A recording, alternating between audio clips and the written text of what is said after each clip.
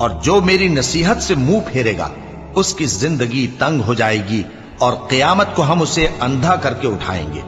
وہ کہے گا کہ میرے پروردگار، تو نے مجھے اندھا کر کے کیوں اٹھایا؟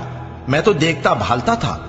اللہ فرمائے گا کہ ایسا ہی چاہیے تھا، تیرے پاس ہماری آیتیں آئیں تو تو نے ان کو بھلا دیا، اسی طرح آج ہم تجھ کو بھلا دیں گے۔